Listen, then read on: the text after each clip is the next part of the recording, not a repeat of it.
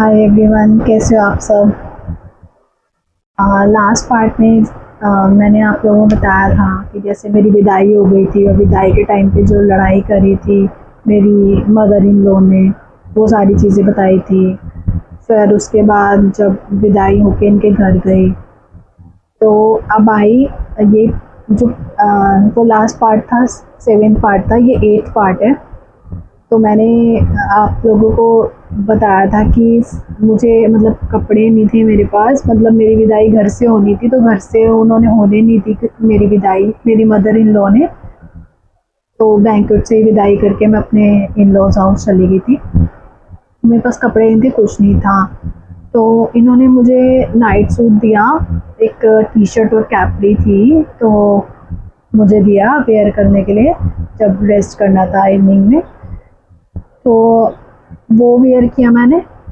तो वो इसके ऊपर मैं इतनी, आप लोगों को लग रहा होगा कि छोटी सी चीज़ के बारे में मैं क्यों बता रही हूँ, इसकी एक स्टोरी है, इसलिए मैं बता रही हूँ नाइट सूट की।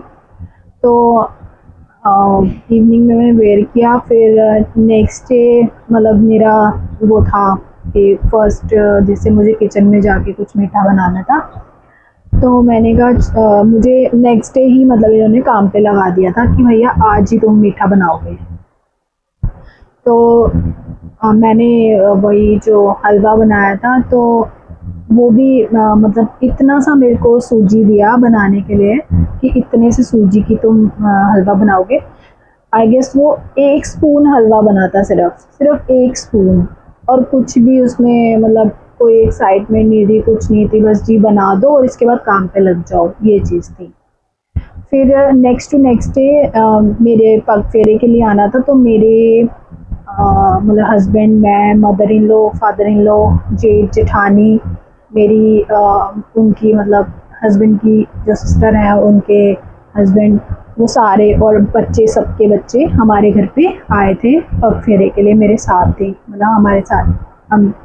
तो उसी टाइम पे मेरी मम्मी ने करवा चौथ का सारा मतलब सामान दे के भेज दिया था, क्योंकि इन लोगों ने मना कर दिया था कि करवा चौथ अपने मायके में रखेगी नहीं, क्योंकि मैंने बताया था मेरी मदर इन लॉ ने लड़ाई कर ली थी इस चीज़ के ऊपर ही, ना मेरी विदाई घर से होने दी थी। तो उस टाइम पे सबके कपड़े, जो भी एक पग फेरे का अलग सारा सामान दिया सबको, और जो मेरे करवा चौथ का जो सामान जाना था वो भी मम्मी ने फिर दे के ही भेज दिया, क्योंकि नेक्स्ट डे जैसे आज पग फेरा था तो मतलब परसों के टाइम पे ऐसे कि करवा चौथ था, एक दिन बाद ही करवा चौथ था। तो मम्मी ने सारा सामान दे के मेरी घर वालों ने भेज दिया था, तो सारी चीज़ें दे के भेज दी थी।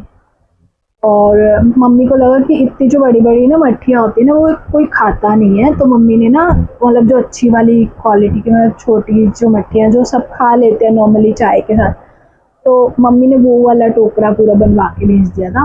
तो उनमें भी इनके नखरे हो गए थे कि भाई ये क्या बना के भेज दिया तेरी माँ ने, ऐसे वैसे बोलने लग गए मेरे को, बहुत सुनाई इन्होंने। और मतलब जो सूट वगैरह इनको जो भी कपड़े दिए थे उसके ऊपर भी बहुत बातें बनाने लग गए, लो क्वालिटी के हैं, ऐसे वैसे बहुत चीज़ें बोली इन्होंने, बट मैंने कुछ बोला नहीं उस टाइम पे।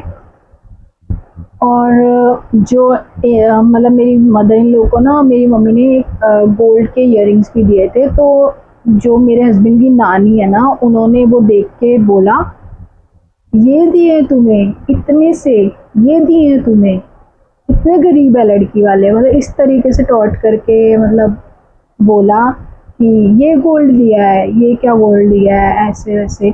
मेरे जो ससुर जी, जो मेरे फादर इन लॉ है, उनको भी रिंग पहनाई थी, गोल्ड पहनाया था, और मेरे जेठ जी को भी, जेठानी को भी, और मतलब सबको दिया था। और जो मेरे हस्बैंड है उनको भी रिंग, चेन, वॉच, जो भी चीज़ें देते हैं वो सारा गोल्ड हमने दिया था, कपड़े भी दिए थे।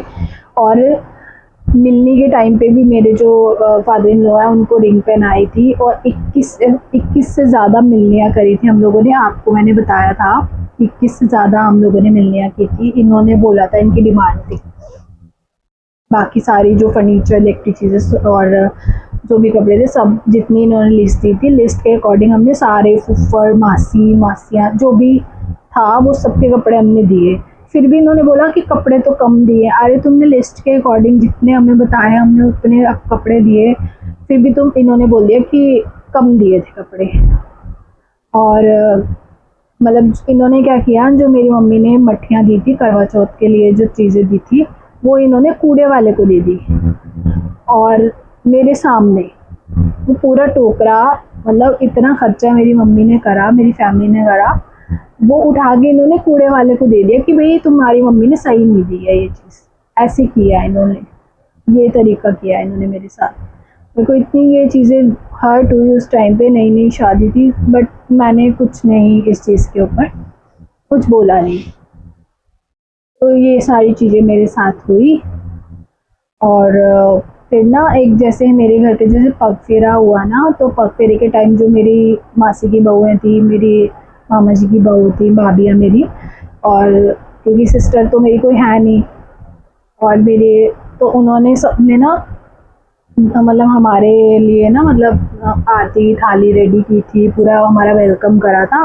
तो उसमें ना जैसे शगुन, जैसे शगुन उन लोगों ने मांग लिया, तो उस पर भी मेरे हस्बैंड ने इतनी बातें बना दी कि एक तो सब पैसे ऐंठने के चोंचले बनाए हुए हैं इन्होंने, ऐसे ऐसे बोलने लगे। मुझे बहुत बातें सुनाई इन्होंने घर जाने के बाद यहाँ से कि तेरी भाभी ने तो, तेरे घर वालों ने तो पैसे ऐंठने के तरीके बनाए हुए हैं।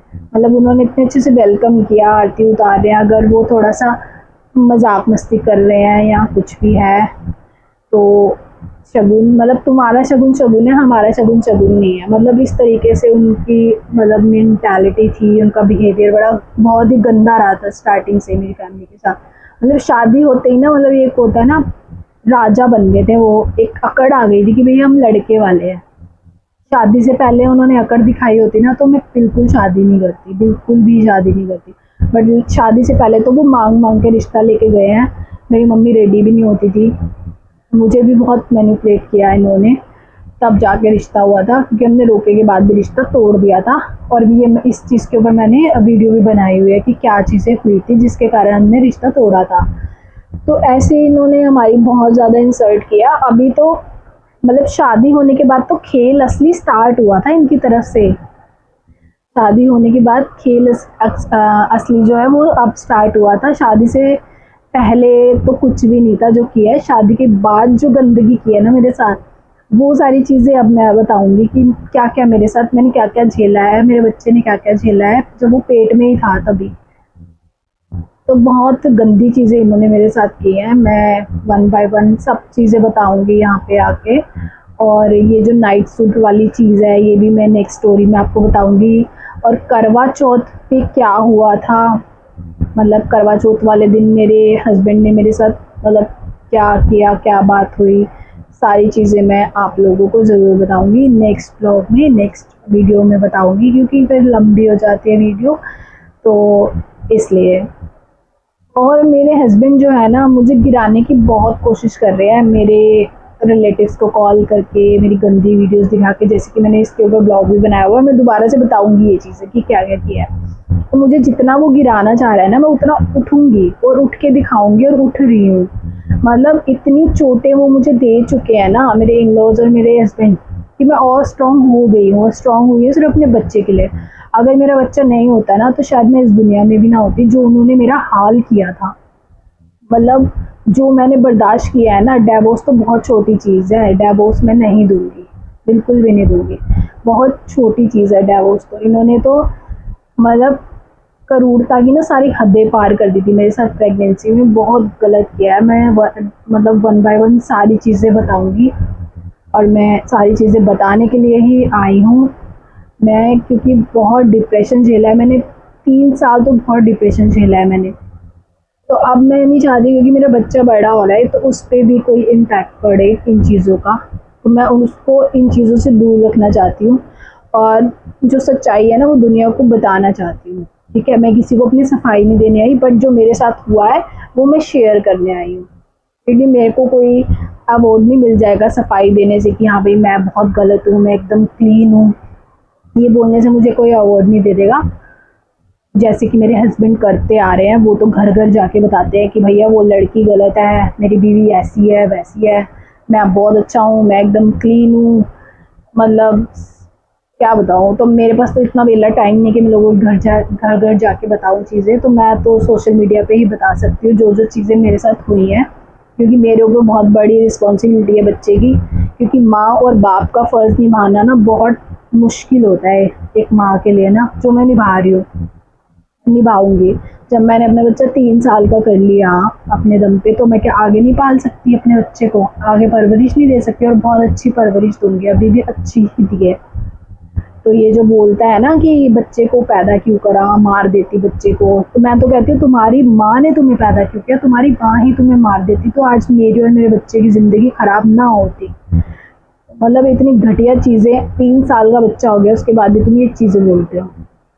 तो आज मैं यही चीज़ बताने आई थी कि पग फेरे पे क्या हुआ था, इन्होंने कैसे इंसल्ट की थी और कैसी चीज़ें हुई थी। अब आगे नेक्स्ट ब्लॉग में बताऊंगी कि करवा चौथ पे क्या हुआ था और नाइट सूट वाली क्या कहानी थी। वो सारी चीज़ें मैं आप लोगों को शेयर करूँगी। Thank you.